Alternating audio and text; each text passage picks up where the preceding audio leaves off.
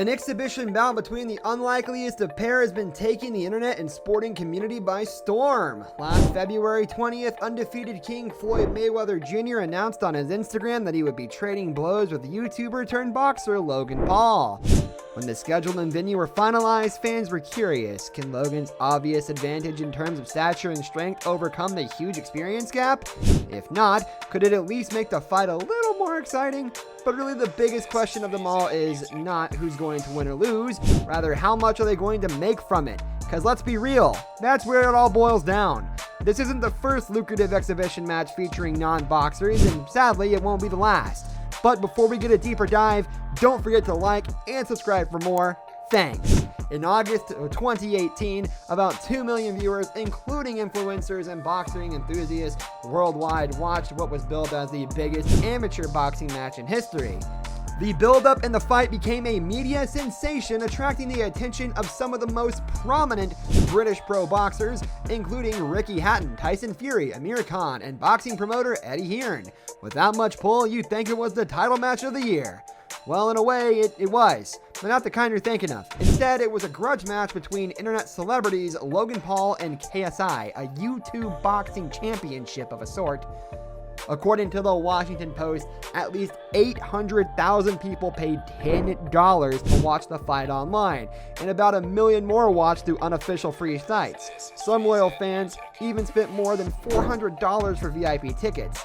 In the meanwhile, Business Insider estimates a total revenue of $11 million, not including sales from merch and money from promo video ads in YouTube and from other streaming platforms.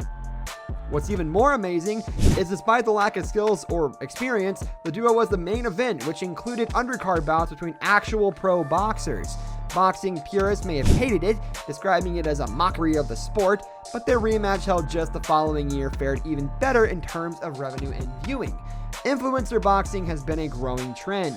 The KSI Paul match wasn't the first of its kind, but it was the biggest and most impactful. It had performed exceptionally well in terms of sales. It boosted subscriptions, it became a media sensation, and it opened boxing to a new set of audience.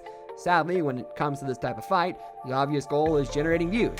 Logan especially has a knack for capitalizing attention. When him and his brother first started in YouTube, they positioned themselves as somewhat rivaling channels where the ultimate winner would be decided by views, and it certainly worked. Forming an army of young loyal fans, today both KSI and Paul has at least 20 million subscribers. That huge following certainly guarantees a huge market potential, and it's the very reason why video sharing apps like Triller, including big-time boxing execs and deal makers, push and encourage this type of event. It's the perfect blend of entertainment, sport, and greed that will guarantee a huge audience. But surprisingly, despite its number of haters, there have been a couple of pro boxers who have accepted and even promoted influencer boxing. One of them is Boxing Hall of Fame inductee Mike Tyson.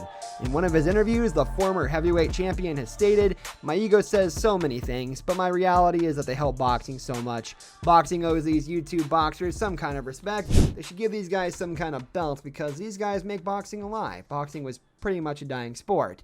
After a successful match with KSI, Paul set out to challenge a bigger fish, and who else is a more willing candidate than Floyd "Money" Mayweather, who has already made it clear that the only way he would return to the ring is through a lucrative offer. They might be worlds apart career-wise, but they share the same avarice. The bout between the ultimate mismatch was scheduled on June 6th, same day as we're writing this script, at Hard Rock Stadium in Miami Gardens. This will only be Paul's third ring appearance, while this will be Mayweather's second exhibition match featuring a non-pro boxer. The bout will only last 4 rounds without the presence of judges, so the only way someone would win is via a total knockout, or the referee stops the match. Odds are it would end with the former, according to fight predictions posted by CBS Sports, though in experience, Paul dominates in terms of size and strength. He's way younger than Mayweather, who's been in retirement for a while, not to mention that this would be the latter's first time to fight someone heavier than 155 pounds. Granted, it's not enough to overcome the huge skills and experience gap, but experts say it would maybe throw the 44-year-old for a loop in the first or second round, but the moment 5-weight world champion gets used to it, and there's no stopping him. Now on to the big question, what's their payouts?